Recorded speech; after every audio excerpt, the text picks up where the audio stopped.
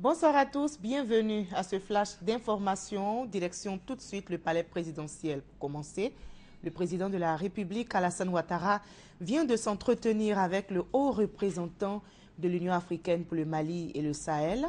Les échanges ont porté sur la désignation du nouveau secrétaire général de l'OIF, l'Organisation internationale de la francophonie, prévue fin novembre prochain.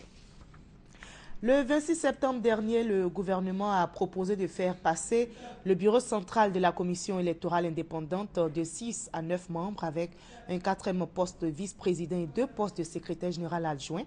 Eh bien, la commission des affaires générales et institutionnelles de l'Assemblée nationale vient de plancher sur cette proposition. Le projet de loi présenté par le ministre d'État, ministre de l'Intérieur et de la Sécurité a été adopté par les députés ce matin.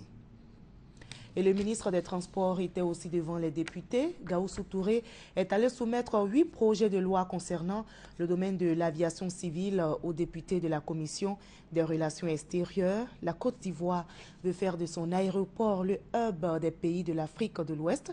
Les députés qui partagent la vision ont adopté à l'unanimité les projets de loi. Leur ratification par le président de la République permettra donc à la Côte d'Ivoire d'obtenir la certification de l'aéroport Félix Houphouët-Boigny.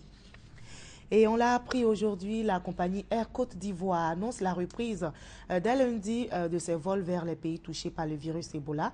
Il s'agit du Libéria, de la Guinée et de la Sierra Leone. Et les bonnes nouvelles s'enchaînent. L'Organisation mondiale de la santé vient de retirer le Sénégal de la liste des pays touchés par Ebola. Dans le domaine de l'enseignement supérieur, sachez que la date des inscriptions à l'université Félix Houphouët-Boigny, nouvelle date, a été donc fixée par le ministère de l'enseignement supérieur. Les étudiants retardataires sont donc invités à s'inscrire obligatoirement du 20 octobre au 21 novembre prochain. Et le reste de l'actualité en Afrique, en bref, nous irons au Nigeria et en Afrique du Sud où le procès d'Oscar Pistorius se poursuit ce vendredi. Donc aujourd'hui, le procureur et l'avocat ont fait leur dernière plaidoirie avant l'annonce de la sentence de la juge prévue le mardi prochain.